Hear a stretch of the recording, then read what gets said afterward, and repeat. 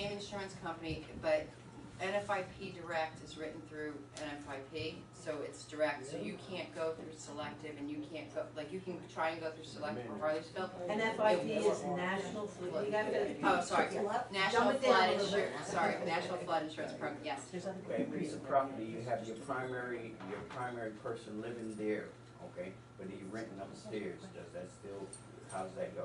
If you're living there, This is your primary resident. then you have flood insurance as primary, and you don't have. Even though you're renting Yeah, it upstairs? doesn't matter. Doesn't matter. Oh. As long as you can show them that you're primary, on owner occupied, on a license, if it's a two-family, it doesn't, as long as the owner is living there, it doesn't matter. The minute the owner moves out, and you can't prove, when your renewal comes back up, and you can't prove to FEMA, you're gonna get that 25%. Now, Lloyd's, like I said, did come in, Lloyd's is cheaper. FEMA is telling people, like, we're still working on it, you know, not to use Lloyd's. I've heard people tell, you know, other people, oh, you know, Lloyd's doesn't pay their claims. Lloyd's hasn't had any claims yet. So I can't say that they don't pay their claims because they haven't had any. I haven't had any. You know, I did get a letter from, because I get emails from Senator Menendez, that he's still working on people for Sandy because the government hasn't paid their claims. So, you know, I can't tell you which is better, but the government does back FEMA. Got Yes. two more questions about Yes. the same thing.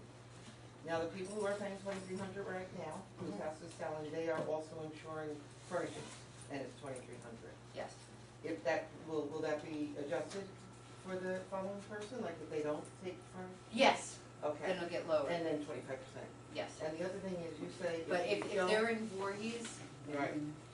they should have contents. I would not. Contents is very cheap, it's very Okay, inexpensive. well, it's 23. I'm You just- gotta be silly in the state. Take it. Yeah, care. I just mean, wanna if know- they could, but I mean, depending what you're mortgaging, because your mortgage company makes you take replacement cost or mortgage amount. Right, right. So They a got lot the- of these claims that came in were like $100,000. And that's for everything. You know, that was contents and structure. If I could tell somebody, I'd be like, lower the structure and up the contents, because they pay more money on the That's contents. what they did, because all their utilities are upstairs, ironically. They pay more for their. Right. FEMA came in and they depreciated everything so badly, you know, if you're insured 80% to value, then they give you a replacement cost on the actual structure. The contents are ACV or actual cash value, where they depreciate for how old it is. But on contents, like if you say you had toys, books, anything like that, they basically gave you nothing. If you wrote down a desk is 50 years old and you didn't put the word antique in front of it, you got nothing. You got $5. You know what I mean? But if you put antique desk, 50 years old, you got whatever So you take a said the picture of price your was. grandmother's desk and. Well, yeah, I mean, like, I had a desk, I'll give you, I had a desk and it was from 1964, because my father used to be an insurance agent for Nationwide. And it had 2 leaves that came out, and it was a big-ass, heavy-ass desk, and it went under in the flood. Well, they gave me $5, because I didn't write antique in front of it. Now, you can't get any kind of desk. Now, I maxed out my contents. My insurance maxed out all their contents because I actually looked at all their contents before they put it through. Question real quick before you go further. Now, with her 2,300, you need to know what the building structure and the contents value of that is. That's Because the I'm difference. gonna get her a copy.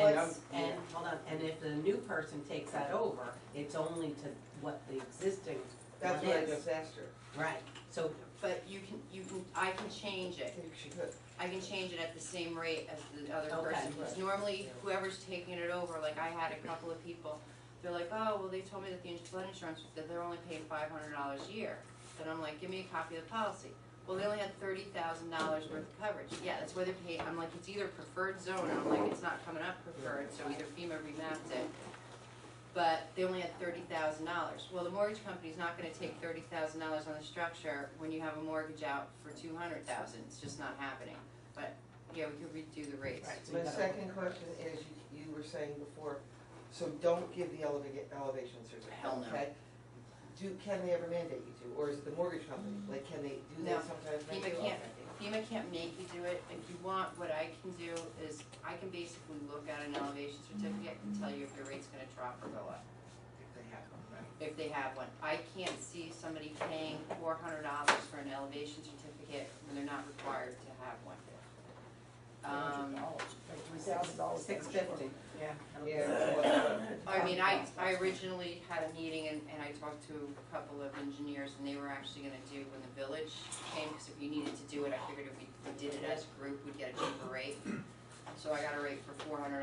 That's But what then I got too. canceled everything because I'm like, nope, this is going away, why pay for it?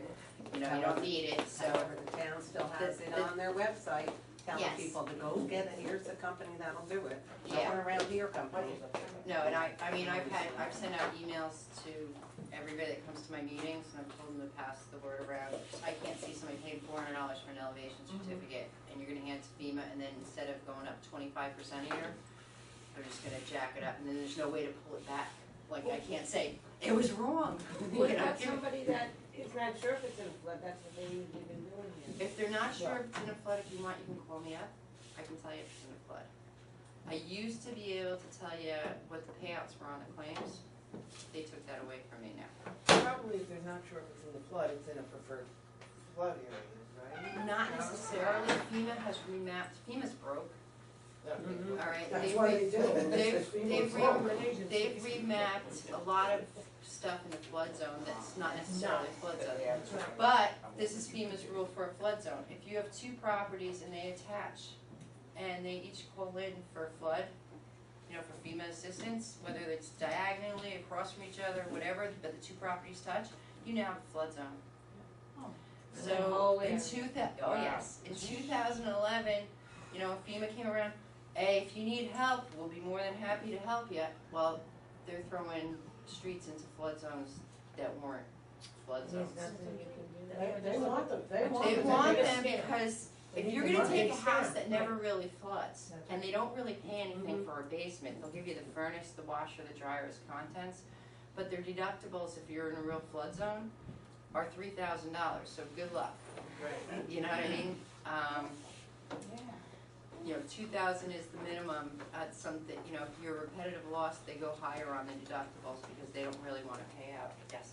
In the case where those two adjacent properties, everything becomes flood, and this one, say, doesn't, would an elevation survey help in that situation? Yeah, Thank you. but not if it's got a basement. Not just gonna go- Most of the time, not if it's got a basement unless that house sits up like really high.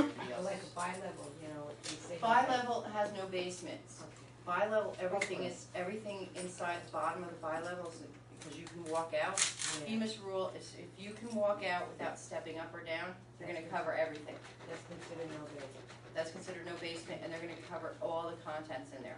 The minute you have to step down or step up, Even one step, right. even, it could be 3 inches, they don't care. As soon as you have to step up or down, you can't go straight out, they consider it a basement and there's very limited coverage on it. They do sheetrock, no spackling, no painting, they don't do the floors, they don't do any of the contents in the basement. So if you made it a nice rec room, all that stuff, if you don't move it, you're not getting paid on it. Well, you should have done it. But anyway, I have Well, a I mean, question for you. Yes. Limits on insurance. I know there's limits on commercial, which we'll get into in a second, but residential, what is the maximum that you can insure for flood? It's supposed to be 250,000, private flood can go higher. And it can go higher, up to what, do you know? Private flood can go up to $500,000. $500,000. I know commercial is $500,000 is the cutoff. Private flood, I think, can go to 1 million. 1 million, okay, I don't really do a lot of commercial. okay, Private flood, I think it's higher. okay. Private flood allows you to go higher. They do have cheaper rates, but if for repetitive loss, I can't put you in private, flood, unfortunately. Yes. Two quick questions. Of Terry's situation, that increase comes in on the. Renewal of the The current renewal, policy. not on the closing. So if I close in June and the policy renews in December, that's when it kicks in. Okay, that's one thing. Secondly, with flood insurance for a town, does a certain percentage of the town have to flood before it qualifies? No, what happened is Quantic Township has CRS credits. That's why they want to lift a lot of the houses in the village. What's the Like CRS credit? CRS credit is a government credit, so what they do is say everybody should pay $1,000 for flood insurance.